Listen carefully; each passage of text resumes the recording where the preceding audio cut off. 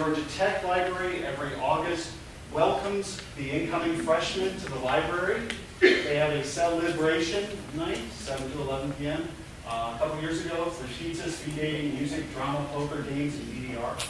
Very nice stuff. This year, more free pizza, dodgeball in the library, guitar hero, speed dating, team trivia, and I talked to the librarian, Brian Matthews, who said never in these 2 times, in these 2 years they've done this, did the librarian say, "Kids, let's talk about electronic reference resources."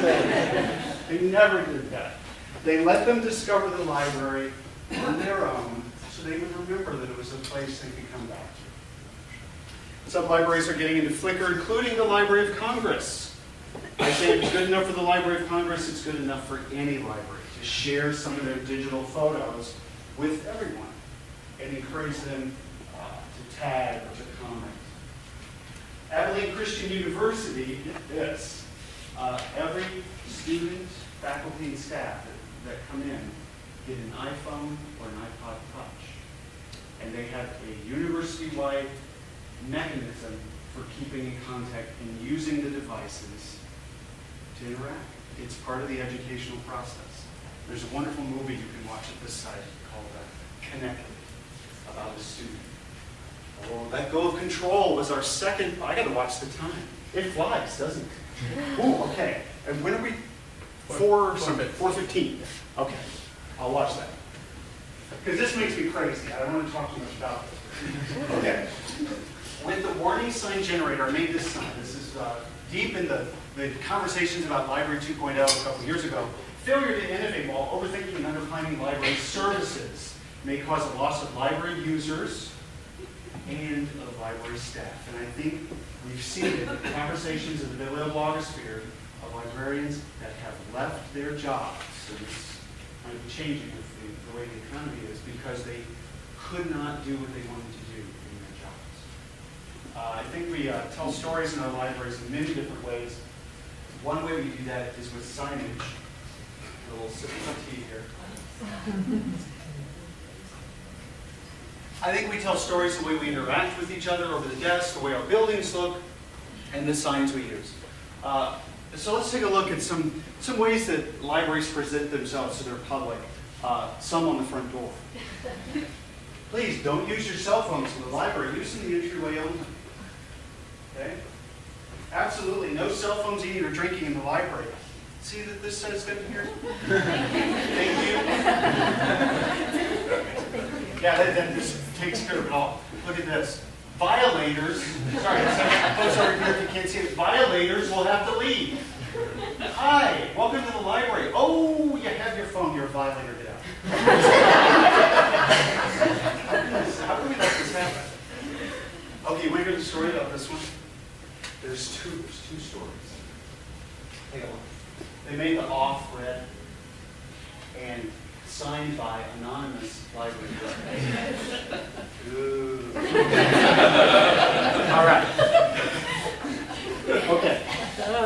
This is in a Midwestern state in the United States. A colleague of mine goes around training, and he takes a lot of photos in a lot of libraries, and this was one of them. And if you use Flickr, you'll see that Flickr has this little button that says blog this. So I see a sign like this, and you know, this all comes back to Stephen and I sitting in a hotel bar at some conference, and Stephen said, you know what, you should put up some of these cell phone signs that make you crazy because libraries need to see these things. So Stephen, thank you. So I see because these I signs. can't, because my clients will kill me. The cone of silence is on. And I guess I can, but I can never go and look for a job in public libraries forever again. I click the little blog this button, and this goes up onto my blog, Tame the Web. I have a few eyeballs on my blog, so people see it and they start talking about it. And they start talking about it in Flickr as well. And someone, a seasoned professional I know, actually said, let's call this what it is. It's a disgrace to the profession. Michael Casey and I, we wrote about this in Library Journal. Again, I will never work in a public library again in the United States. We said, if you have a policy that you put on your front door and you cannot defend it, there's a problem. Because in Midwest State, somebody knocked on the director's door and leaned in and said, "There's a photo of our cell phone sign on TV Web, and people are talking about it." The director looked up from his desk. He said, "What?"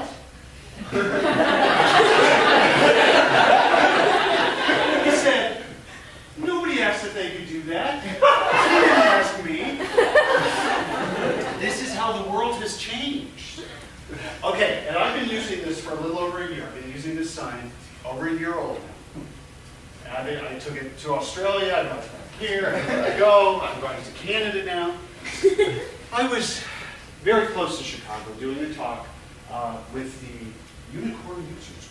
It's okay. I did this shtick, and then at the end, questions? This lady raised her hand, and she said, "I need to tell you, Michael."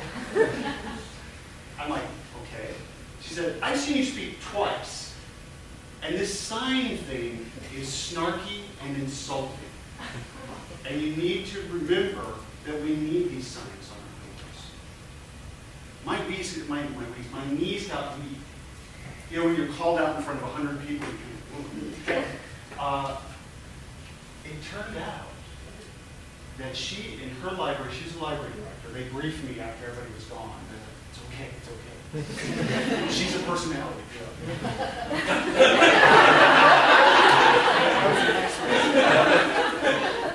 In her library, as a director, somebody was talking very loudly into their phone, blah, blah, blah, and came to blows with another library patron in the foyer. And blood was spilled on the floor.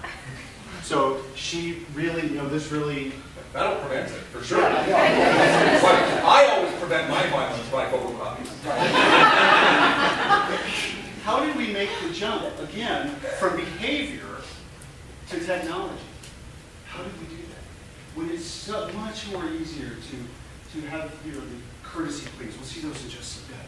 And some of the other things we can do. So remember this in your library jobs in the future. Don't let this happen. What do you think about this?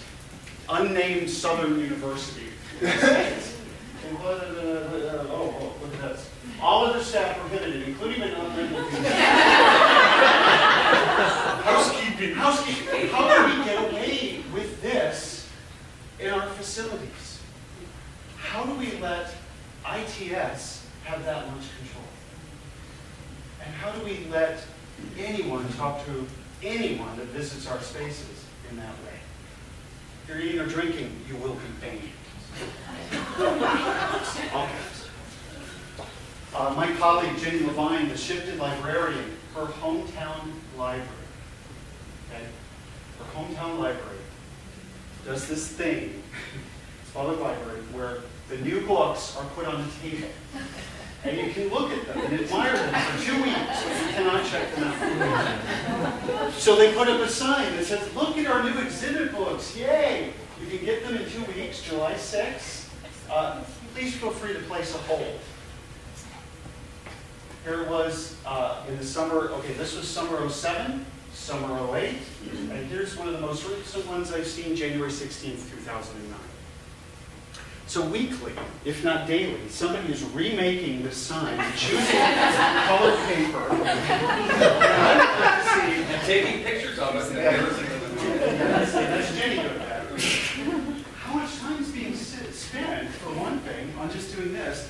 And how can we say, don't touch the books?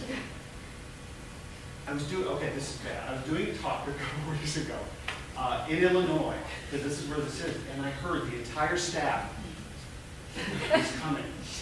And I would never embarrass anybody that way. So these pictures were not in the talk. But I opened the talk with Ranganathan's 5 rules. Books are for use. Every book is reader, right? And just sort of let that wash over.